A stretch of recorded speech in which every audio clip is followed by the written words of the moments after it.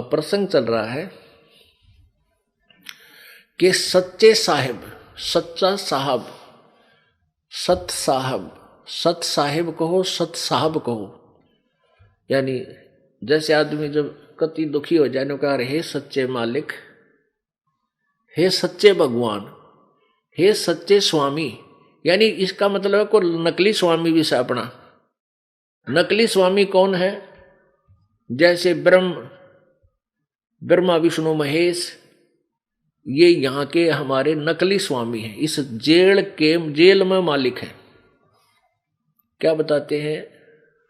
और बात तेरे काम न आवे, संतों शरण लाग रे, के सोवे गफलत में बंदे, जाग जाग नर जाग रे, जाग जाग नर जाग रे। पुण्यात्माओं, ये जो आपको अभी एक शब्द सुनाया था, ये कबीर परमात्मा की शब्दावली में लिखा हुआ है। लेकिन ये नित्यानंद जी एक अच्छी आत्मा थी, ब्राह्मण घर में इनका जन्म था और लगभग 200 वर्ष पहले इनका जन्म हुआ। तो इन्होंने कबीर साहब की वाणी कुछ अन्य, क्योंकि जिज्ञासु को कहीं ना कहीं से परमात्मा की तलाश होती है, कोई न कोई उनकी महिमा का कोई ग्रंथ वो ढूंढ लेता है, पढ़ लेता, पढ़ा लिखा था, ये शिक्षित था, तहसीलदार लगा हुआ था। फिर इसके जीवन में बड़ा परिवर्तन आया। एक विष्णु जी के उपासक संत गुमानी दास जी इनको मिले, उन्होंने इनको ज्ञान दिया, समझाया, तो इन्होंने अपनी नौकरी आदि त्याग कर और फिर भक्ति में लग गए थे। अब जैसा जिस पुण्यात्मा को गुरु मिलता है वैसी ही वो साधना पर आरूढ़ हो जाता है, क्योंकि परमात्मा की भक्ति आत्मा करे बिना रह नहीं सकती। ये जब से भगवान से बिछड़ी है, इसको उसकी उसी दिन से चाह पड़ गई है, क्योंकि यहाँ आकर के इसने वो दुख देख लिए जो इसके हृदय को हिला देते हैं, और वहाँ वो सुख था जिसकी तलाश अब ये यहाँ कर रही है। यहाँ कभी सुखी नहीं हो सकता किसी भी पॉइंट से, दृष्टिकोण से, चाहे ब्रह्मा बन लो चाहे विष्णु शिव जी बन ले, ये भी सुखी नहीं हो सकता यहाँ पर। क्योंकि अभी आपने देखा देवी पुराण में विष्णु जी कहते हैं मैं अधिकतर तप करता हूँ, सिद्धि प्राप्त करता है, और फिर राक्षसों के साथ लड़ता हूँ। थोड़ा बहुत कोई समय मिला है तो अपनी पत्नी यानी लक्ष्मी के पास थोड़ी बहुत देर बैठ सकता हूँ, फिर बाकी तो मैं ऐसे ही धक्कम धक्का रहता हूँ। तो ये कहाँ सुखी? विष्णु कहाँ सुखी? ब्रह्मा कहाँ सुखी? इनके जीवन देखो सारे। और शिव जी कहाँ सुखी? तो वो सुख हमें सतलोक में मिलेगा। जब तक वहां नहीं जालेंगे इतना हम सुखी नहीं हो सकते। चाहे यहाँ पर राष्ट्रपति बन जा, चाहे पूरी पृथ्वी के पति बन जावा, और चाहे कितना धन और कितनी संतान हो ले, जीव सुखी नहीं हो सकता। तो सतलोक जाने के लिए सब प्रयत्न हमने करना है। और यहाँ ये वही टीचिंग है, ये वही ट्रेनिंग है वहां सतलोक जाने की। इस सतलोक आश्रम करौथा और बरवाला में, और इस पृथ्वी पर कहीं नहीं है। तो कहने का भाव ये है कि उस नित्यानंद जी ने परमात्मा की इस वाणी को ले लिया और लास्ट में छाप अपनी ला दी। हमने इस चीज से कोई लेना देना नहीं। हमने तो इसके अंदर क्या निष्कर्ष है, हमें क्या संकेत है, हमने तो उस संकेत को पकड़ना है। क्या बता रहे हैं?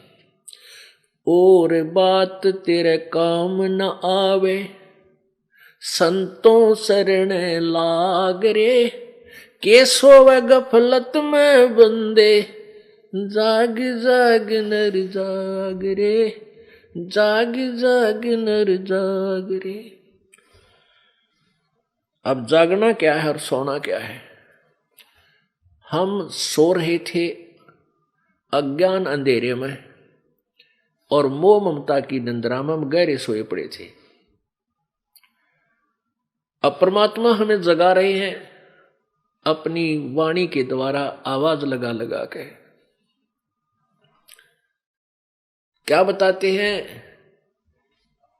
उठ सवेरे उक्का भर लिया, के जाग्या नर भाग रे, अब मान लिए जैसे एक जीवन को और आध्यात्मिक उसके ऊपर जीव आध्यात्मिक क्रिया के ऊपर एक तुलनात्मक तरीके से समझाया गया है। जैसे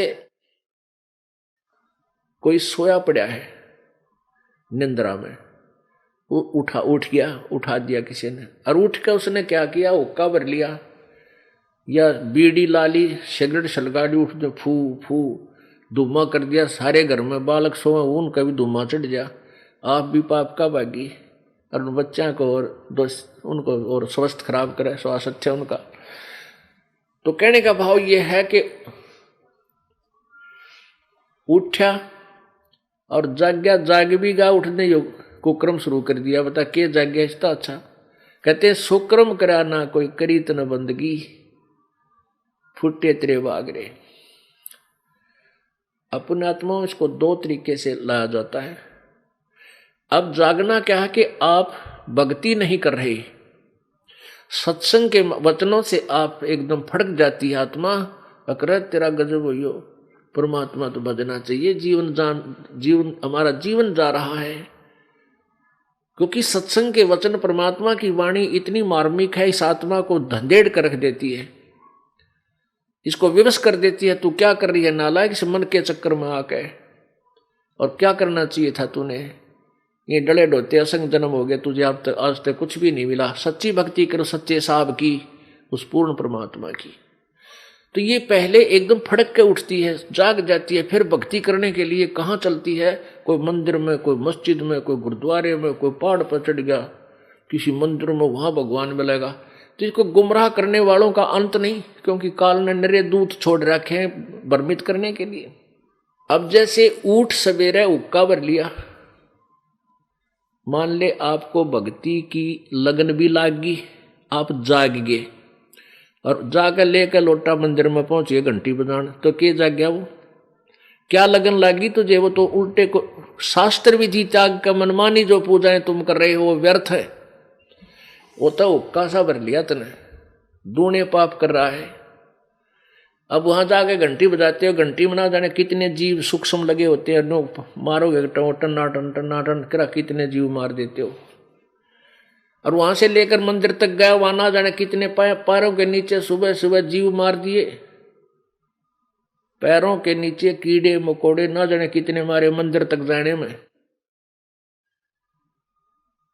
और फिर जोड़ का जल डाया भर के तालाब से, उस तालाब में नरे जीव, कपड़े से छाया उस कपड़े में जीव, वो निचोड़ कर धोया नहाया, फिर उसमें जीव मार दिए।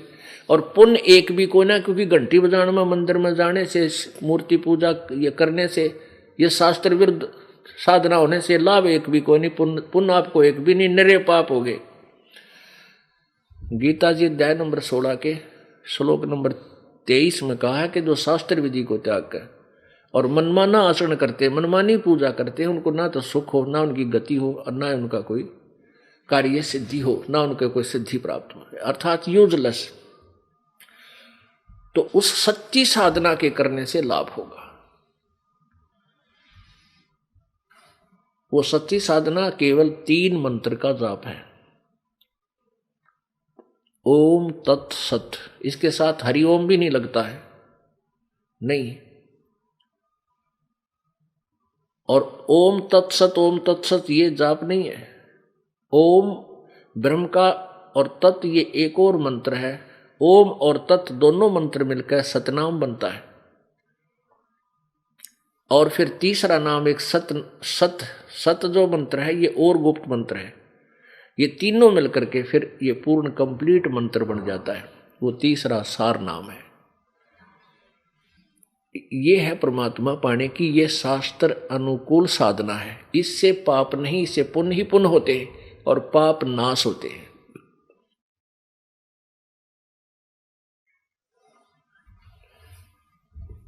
अपुण्यात्मा परमात्मा हमें क्या बताते हैं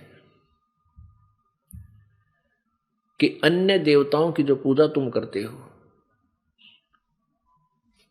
वो पूजाएं तुम्हारी मोक्षदायक नहीं है, उनसे तुम्हारा जन्म और मृत्यु समाप्त नहीं होता। और जब तक जन्म और मृत्यु समाप्त नहीं होगा तो फिर इन पूजाओं का क्या करेंगे हम, क्या यूज इनका? नो, केवल अपना जीवन बर्बाद करने वाली बात है। अब वो सच्चा साहिब, वो सच्चा साहब, सच्चा मालिक, सच साहब, वो सच साहिब, वो कौन है और उसकी पूजा कैसे करनी चाहिए, उसकी प्राप्ति कैसे होगी, ये अब के इस 3 दिन के सत्संग में यही विषय रहा। क्योंकि जब तक हमें ये नहीं मालूम होगा परमात्मा कौन है और वो कुल मालिक कौन है, सच्चा साहब कौन है, सच साहब कौन है और उसकी पूजा कैसे करनी चाहिए, जब तक हमें ये ज्ञान नहीं होगा तब तक हम डले ढोरे हैं, धूल में लठ मार रहे हैं। कहते हैं एक हाथी की पैड़ में सब जीवों की पैड़, सार शब्द जाने वे ना या दुनिया मारे खेड़। खेड़ देसी भाषा यहाँ हरियाणा की। खेड़, खेड़ मारा टक्कर टकरा, कोई नोन भाज रहा है बोझड़ा में के, कोई नोन टक्कर मार रहा है, कोई इधर भाग रहा है, इधर रास्ता मिलेगा, कोई इधर भाग रहा है, क्योंकि सब यहाँ कैद में है, इसे निकलने के लिए प्रयत्न कर रहे हैं। लेकिन नो द्वारा का टक्कर मारने से जेल से बाहर थोड़े हो सकते, वो तो उसका प्रॉपर वे अपनाओ, कोई बढ़िया वकील करो और अपना केस लड़ो। कहते हैं कर ले गुरु वकील मुकदमा भारी है, ये कर ले गुरु वकील मुकदमा भारी है। अब ये गुरु रूपी वकील आपने करना पड़ेगा, टॉप मोस्ट वकील ढूंढना पड़ेगा, ताकि इस काल के धर्मराज के पास जाके तेरा मुकदमा लड़े। ये सत्कर मानना, जब आपको यहां से छुटवाया जाएगा, धर्मराज के दरबार में परमात्मा इस दास के रूप में प्रकट होगा, आपके साथ होगा और उसको कहेगा कि तू इसका हिसाब कर, और फिर पूरे सवाल जवाब होंगे कि तूने इसको यहां फंसाया है, लाया था किस लिए तू इसको यहां पर, और तूने के बना दिया इसका, अपना हिसाब ले और छोड़ इसको। क्योंकि जो आपको पहले मंत्र दिए जाते हैं, जो प्रथम मंत्र आपका है, ये मंत्र पूजा नहीं हमारी, या तो मजदूरी है, हम इनके ऋणी हो गए इस काल के लोक में आकर। जैसे कोई विदेश गया है और वहाँ कोई फैक्ट्री ला ली छोटी मोटी, और वह फैक्ट्री उसकी सही चली नहीं, तो उसमें क्या होगा कि कैसे नहीं चली, उसका फिर क्या है, जैसे टेलीफोन का खर्चा था वो भरा नहीं गया, वो टेलीफोन कनेक्शन कट गया, बिजली का बिल भरा नहीं, बिजली का कनेक्शन कट गया, पानी का टैक्स भरा नहीं, बिल भरा नहीं, पानी का टैक्स कनेक्शन कट गया, तो दूना निर्धन हो गया। आप सतलोक से आए थे और यहाँ आके फैक्ट्री ला ली, इस काल के लोक में घरबारी बन बैठे, और यहाँ आपके कोई सा काम ठीक नहीं चल रहा, जो पुण्य थे इतने खत्म हुए, अब पापों का दौर शुरू हो गया। तो परमात्मा ने इस दास को भेजा कि ये दास आपको उपदेश देगा, आपसे पहले वचन करा लेता है कि ये नियम निभावेगा तो मैं तुझे नाम दूंगा, तेरा ठेके, तेरा जो है गारंटर बनूंगा, और ये नियम तोड़ देगा तो मैं तेरा गारंटर नहीं रहूंगा। अब जैसे एक गारंटर होता है जो कहते हैं भाई इसने मेरी गारंटी ले रखी है, तो ये दास, ये परमात्मा, ये दास आपका गारंटर बनेगा ब्रह्मा विष्णु महेश के पास जाकर सूक्ष्म रूप से, और कहेगा कि इस आदमी को, इस व्यक्ति को, इस आत्मा को ये सभी सुविधाएं जारी कर, और तेरा जो टैक्स है, किराया है, ये भरता रहेगा, और गारंटी हम लेते हैं, ये नहीं भरेगा तो हम जिम्मेवार होंगे। तो कहने का भाव यह है कि आपको प्रथम मंत्र दिया जाता है तो आप इसकी मजदूरी शुरू करो, इसकी मेहनत करो, जाप शुरू करो। तो ये ब्रह्मा विष्णु महेश के पास आपकी या कमाई जाएगी और वो आपको सुविधाएं शुरू कर देंगे यहाँ की, क्योंकि इसमें सबसे पहले उस पूर्ण परमात्मा का मंत्र है, वो पूजा है, बाकी मजदूरी है। तो ऐसे इन सब की ना जाने कितने युगों से आप इस काल के ऋणी हो, उस सब ऋण से मुक्त होना पड़ेगा। ये ब्रह्मा विष्णु महेश गणेश दुर्गा हमारे शरीर के अंदर बने हुए कमल में रीढ़ की हड्डी बैकबोन के अंदर की साइड में एक आंतड़ी सी बनी है, निशान से है मामूली से, जैसे कमल के पत्ते हों, ऐसे जैसे पिक्चर सी बन जाती है, तस्वीर बना देते हैं कमल के पत्ते की, फूल की, छोटी सी बहुत छोटे पत्तों की, ऐसे आंतड़ी सी बनी हो, चिपकी पड़ी है ऐसे। और इस भक्ति करने से, ये मंत्र के जाप करने से वो क्या होगा, धीरे धीरे वो फूलनी शुरू हो जाएंगे अंदर से। वो जैसे ब्लेडर देखा होगा आपने, ये बच्चे गेंद खेला करें ऐसे होया करे, वह पतली सी चप्पल सी, और उसमें हवा भरने लगे तो फूल का नो इतना मोटी गेंद बन जाती है। ऐसे ही ये चिपकी पड़ी है, खाली हो आप, आपके अंदर भक्ति नहीं रही, इसलिए बिरान माटी और किसी के पास कुछ को ना, किसी की टांग कट गई, किसी की आंख फूट गई, किसी का कुछ हो रहा है, कोई टेंशन। तो ये दुख क्यों है? क्योंकि पाप से दुख है। और पुण्य बढ़ेंगे तो दुख दूर हो जाएंगे, पाप खत्म हो जाएंगे, पाप खत्म होंगे, पुण्य बढ़ेंगे, सुख हो जाएगा। तो वो फिर कमल हमारे अंदर से वो भक्ति की शक्ति उसमें जमा डिपॉजिट होने लग जाएगी, और वो कमल उस समय खिलेंगे, खुल जाएंगे आपके, जब आप ऋण मुक्त हो चुके होंगे। जब आप यहां से चलोगे सतलोक में, सच्चे लोक को जाओगे, अपने सच्चे साहब के पास चलोगे, तो आपने सीध, कई मिसगाइड करते हैं संत कि हम तो सीधे तिरकुटी में जाते हैं।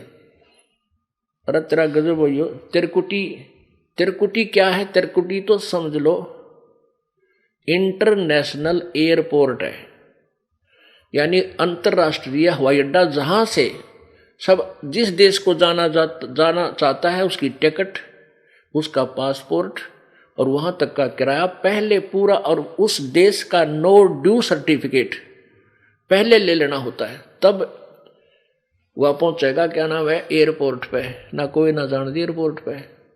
तो ये तिरकुटी तो इंटरनेशनल एयरपोर्ट है, वहां जाने के बाद कोई परिवर्तन नहीं।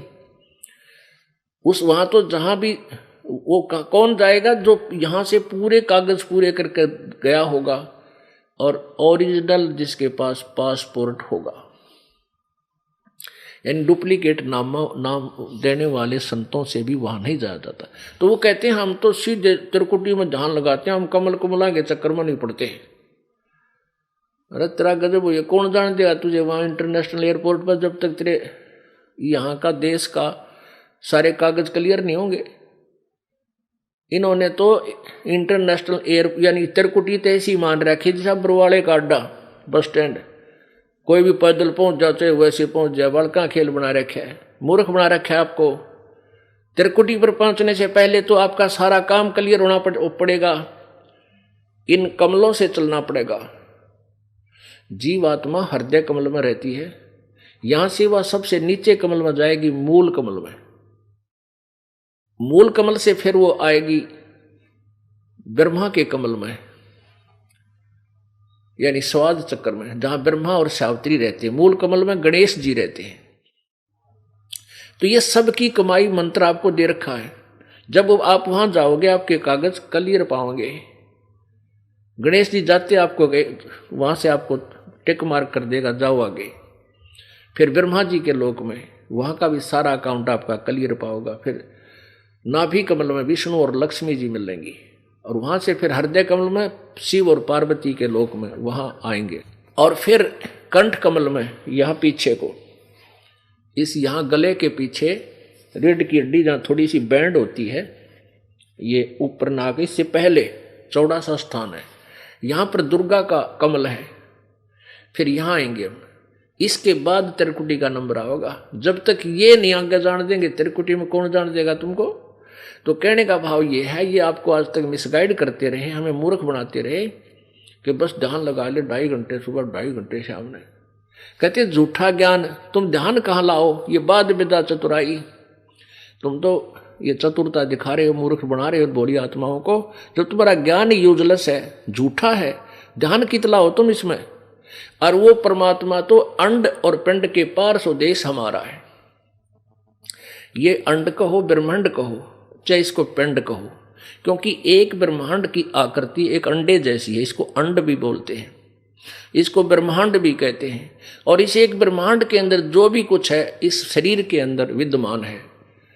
जैसे इन चैनलों में मूल कमल एक चैनल समझो, स्वाद चक्र एक चैनल समझो, नाभि कमल भी एक चैनल समझो, ये 5, 6, 7 चैनल हमारे लगे हुए हैं। तो जिस भी चैनल में आप झांकोगे, यानी आपका जौन सा भी कमल खुल गया, आप उसके अंदर दृष्टि जाएगी आपकी, तो इस ब्रह्मांड में उस चैनल के ऊपर यानी उस कमल के अंदर जो भी दृष्टिगोचर होगा वो आप देख सकते हो। तो इस ब्रह्मांड के अंदर जो भी है वो शरीर में देखा जा सकता है। एक ब्रह्मांड के पार की वस्तु इस शरीर में नहीं देखी जा सकती। जैसे इसमें धुन सुनते हैं, कान बंद करके आंख बंद करके ऐसे बज रही है, बंसुरी बज रही है, बाजे बज रही, ये तो इस पिंड के अंदर इस उर्ले साजबाज में काल के लोक में झूठे बाजे बज रहे। कोई है रे परले पार का जो भेद कहे झनकार का, कोई है रे परले पार का जो भेद कहे झनकार का। अब परमात्मा कहते हैं कोई है उस परले पार का, सतलोक का, जो भेद कहे उस झनकार का, यानी सतलोक में हो रही उस अखंड धुन, उस अखंड नाद का, उस धुन का कोई भेद बताओ हमने, आओ सामने। कोई है रे परले पार का, परले पार का यानी सतलो अंड और पिंड से पार सो देश हमारा है, करने नो दीदार महल में प्यारा है। इस शब्द में पूरा जो वर्णन किया है वो ये बताया है कि ये सारी झूठी रचना काल ने एक ब्रह्मलोक में दुर्गा से करवा रखी है इस जीव को धोखा देने के लिए। और फिर बताया कि हमारा लोक तो इस एंड और पिंड से भी पार है, और वहां उस परले पार में कोई पहुंचा हो तो बताओ हमें। और इसमें कौन कौन यहां रह गए, कौन कौन पार हुए। तो पुण्यात्माओं, जब हम सतलोक चलेंगे तो उससे पहले तो सारा काम क्लियर हो लेना चाहिए आपका। जैसे इस ब्रह्मा विष्णु महेश, देखो ब्रह्मा विष्णु महेश जी हमारे लिए ये हमारे प्रबंधक हैं, आपका वर्क डन देते हैं, जो किया वैसा फल आपको मिलेगा और देंगे यही जब तक आप यहां हो, क्योंकि इनके ये इंचार्ज है। इनको हम बुरा नहीं कह सकते, हम अपनी बकवादों से इनके जाल में फंसे रहे। अब जब तक हम जेल में हैं तो जेल वालों की मर्यादा को भी तोड़ेंगे तो दूने पटेंगे। हमने यहाँ जेल की भी मर्यादा तोड़ रखी है, तो ये नियम आपको बताए जाते हैं, ये जेल की मर्यादा है, इसको भंग करोगे तो आप यहीं रह जाओगे और दूना और मुकदमे बनते रहेंगे आप पर। ये नियम आपने निभाने पड़ेंगे, फिर ये सब क्लियर हो जाएंगे। फिर ये सतनाम का जो ओम और दूसरा उसमें तत् मंत्र है, ये 2 मंत्र का 2 अक्षर का जो नाम है ये सतनाम है। ओम नाम की कमाई हम तरकुटी पर जाकर इस धर्मराज के पास मुकदमा होगा आपका, ये न्यायाधीश बुलाया जाएगा, परमात्मा इस दास के रूप में होगा और कहेगा भी कर हिसाब इस आत्मा का और ले इसकी कमाई रखी सारी सतनाम की। ओम नाम की जो कमाई आप करोगे, जैसे सांस उश्वास से इस मंत्र का जाप होता है, तो ओम नाम की कमाई इस ब्रह्म को दे देंगे। गीता जी अध्याय नंबर 18 के श्लोक नंबर 66 में गीता ज्ञानदाता कहता है, सर्व धर्मान परित्यज माम एकम शरणम व्रज अहम तवा सर्व पापे भय मोक्षामि मा शुच। गीता ज्ञानदाता कहता है कि अर्जुन, मेरे सतर की जो भी इतने सभी धार्मिक पूजाएं धर्मान, उनको सभी मेरे सतर की जो शास्त्र अनुकूल साधना, ओम नाम का जाप और ये यज्ञ जो आपसे करवाई जाती हैं, हवन जो चढ़वाई जाती है या भंडारे दान कराए जाते हैं, ज्ञान सुनाया जाता है, ये 5 यज्ञ आपकी करवाई जाती है। इन 5 यज्ञों का पुण्य और ओम के नाम की कमाई जो श्वास से आप करते हो, ये सारी कमाई है ब्रह्म सतर की। तो ये कहता है सर्व धर्मान, गीता जी अध्याय नंबर 18 के श्लोक नंबर 66 में अनुवादकर्ताओं ने इसका अनुवाद गलत किया है। व्रज का अर्थ जाना होता है, इन अनुवादकर्ताओं ने आना करता किया है, क्योंकि इनको पता नहीं था इस ज्ञान का। सर्वे धर्मान परितज माम, गीता ज्ञानदाता कहता है माम माने मेरे सतर की, जितनी भी मेरी धार्मिक पूजा है उनको मुझ में छोड़, एकम शरणम वर्ज, ओए होए, एकम यानी जिसके बराबर कोई दूसरा ना हो, उस सर्वशक्तिमान गीता जी अध्याय नंबर 18 के श्लोक नंबर 62 में जिसके बारे में कहा है कि अर्जुन तू सर्वभाव से उस परमेश्वर की शरण में जा, उसकी कृपा से तू परम शांति और शाश्वत स्थान को प्राप्त होगा। अब उस सनातन परम धाम यानी सतलोक को प्राप्त होगा, तो उसको प्राप्त करने के लिए क्या बताया है कि सर्व धर्मान परितज माम, 18वें अध्याय के 66वें श्लोक में, मेरे सतर की सब मेरी पूजाएं, ओम नाम का जाप की कमाई और बाकी जो यज्ञ वो मुझे छोड़ दे, मुझ में छोड़, और एकम शरणम व्रज, उस परमात्मा की शरण में जाओ, एकम जिसके बराबर दूसरा ना हो, अद्वितीय, उसकी शरण में जा, तब मैं तुझे सब पापों से मुक्त कर दूंगा। यानी हम क्या करते थे, इस ओम नाम की कमाई, ब्रह्म में चले जाते थे, ओम नाम की कमाई थे, यज्ञों की कमाई से, भक्ति से ब्रह्मलोक में अपने पुण्य खा के फिर जन्म मृत्यु में आ जाते। गीता जी अध्याय नंबर 8 के श्लोक नंबर 16 में कहा कि ब्रह्मलोक तक गए हुए भी पुनर्वर्ती में है, उनकी जन्म मृत्यु होती है, पूर्ण मोक्ष प्राप्त नहीं करते। तो ये क्या कहता है कि मेरे सतर की जो पूजा है वो मुझे दे दे। अब हम इस कमाई को बर्बाद नहीं करेंगे, यहाँ की कोई ना स्वर्ग चाहेंगे, ना माँ स्वर्ग चाहेंगे, ना ही हम देवता बनना चाहेंगे, हम तो केवल अपना पीछा छुड़वाएंगे। गीता जी अध्याय नंबर 7 के श्लोक नंबर 29 में कहा कि अर्जुन, जब उस तत्परम से और पूरे आध्यात्मिक ज्ञान से जीव परिचित हो जाता है, वो केवल जरा और मन से छुटकाने की प्रयत्न करता है और कोई वस्तु नहीं मांगता। तो आपको पता लग जाएगा, आप केवल उस परमात्मा को यहां से जन्म मृत्यु का पीछा छुटवाने की चेष्टा करोगे। इसलिए कहता है कि सर्वधर्मान परितज माम, 18वें अध्याय के 66वें श्लोक में गीता जी में, सर्वधर्मान परितज माम एकम शरणम व्रज, उस अद्वितीय परमात्मा की शरण में चला जा, मेरे सतर की सब पूजा मुझ में छोड़ दे, अहम तवा सर्व पापेभ्यः मोक्षामि मा शुच, तू चिंता ना करे मेरे सतर की, फिर मैं तुझे सब पापों से मुक्त कर दूंगा। अब हम क्या करते थे, पुण्य तो वहां खत्म कर देते स्वर्ग, महास्वर्ग में, ब्रह्म लोक में, और पाप के कारण गधे कुत्ते सूअर यहां धक्के खाते रहे। अब हम इसका कर्ज दे देंगे, अकले तेरा कर्ज पकड़ और हमने मुक्त कर, हमने नहीं चाहिए तेरी कुछ भी यहाँ की, ना बर्फी चाहिए ना लड्डू, कुछ नहीं खाना, आप पकड़ तेरे इस पैसे और हमारा अकाउंट क्लियर कर। तो ओम नाम के जो कमाई है आपके, वो 3 मंत्र के जाप की कमाई कहाँ आपको काम आवेगी, ओम नाम का जाप तो वहां ब्रह्म को त्रिकुटी पर दे देंगे।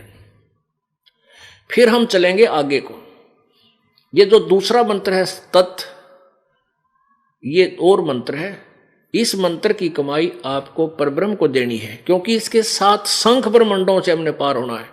इसका किराया इतना हो जाएगा वहां तक जाने का, इसका टैक्स, टोल टैक्स मान लो इसका। और फिर जो तीसरा मंत्र है, सार नाम है, ये आपको स्थायी स्थान सतलोक में प्रदान कराओगा। इस प्रकार हम परमात्मा प्राप्ति करेंगे। कोई है रे परले पार का, कोई भेद कहे झनकार का, कोई है रे परले पार का, जो भेद कहे झनकार का। अब क्या बताते हैं, वारही गोरख वारही दत्त वारही धरु प्रहलाद अर्थ। ओहो, अब कौन कौन वार रहे, वार माने उर्ली तरफ काल के जाल में, और कौन परले पार हुए। वारही गोरख वारही दत्त, दत्त माने दत्तात्रेय जी, वारही धरु प्रहलाद अर्थ, वारही सुखदेव वारही व्यास, वारही पाराशर प्रकाश, वारही दुर्वासा दरवेश, वारही नारद शारद शेष, वारही भरतरी गोपी चंद, वारही सनक सनंदन बंद। वारही माने उर्ली ही ओर, वारही ब्रह्मा वारही इंद्र, वारही शेष कला गोविंद, वारही शिव शंकर जो संभ, वारही धर्म राय आरंभ, वारई धर्म राय धर धीर परम धाम पहुंचे कबीर। रग यजुर श्याम अथर्वेद परम धाम नहीं लहा वेद। रग यजुर श्याम अथर्ववेद परम धाम नहीं लहा भेद। अलल पंख अगाध भेव जैसे कुंजी सुरती सेव। वार पार था है थे हा न था गरीबदास निर्गुण निगाह। अब इसमें क्लियर कर दिया कि उर्ली तरफ गोरख भी उर्ले काल के ही जाल में, दत्तात्रेय दत्त ये भी इसी काल के जाल में, और ध्रुव और प्रहलाद भी काल के ही जाल में, ये भी पार नहीं हुए। पुण्यात्माओं, ये है वो तत्व ज्ञान जो सबकी धज्जियां उड़ा देगा। और ज्ञान सब ज्ञानड़ी कबीर ज्ञान सो ज्ञाने। जैसे गोला तोब का इव करता चले मैदान। अब आपने प्रारंभ में देख लिया ब्रह्मा विष्णु महेश को के ज्ञान था तो पार क्यों करो होंगे। और ध्रुव प्रहलाद इन के रगड़ा ला रहे थे, इन्हीं की पूजा करते थे, ये पार कहाँ गए होंगे। ये भी उर्ली तरफ। गोरखनाथ जी कौन थे? शिव जी के उपासक थे, ये भी उर्ली तरफ। ये ब्रह्मा विष्णु महेश शिव जी ये सारे उर्ली तरफ रहे, काल के जाल में रहे। और वार ही धर्म राय धर धीर और परम धाम पहुंचे कबीर। केवल परमात्मा स्वयं ही, क्योंकि वो स्वयं ही संत बनकर आए थे, स्वयं ही एक दास की भूमिका की, स्वयं ही एक सच्चे भगत की भूमिका की। और आपको बताया कि मगर से शरीर चले गए थे परमात्मा और सतलोक में गए। इस प्रकार हम परमात्मा की प्राप्ति करेंगे और इस प्रकार हमें प्रभु प्राप्ति होगी। हमारा जन्म मृत्यु सदा के लिए छूटेगा। बोलो सतगुरुदेव।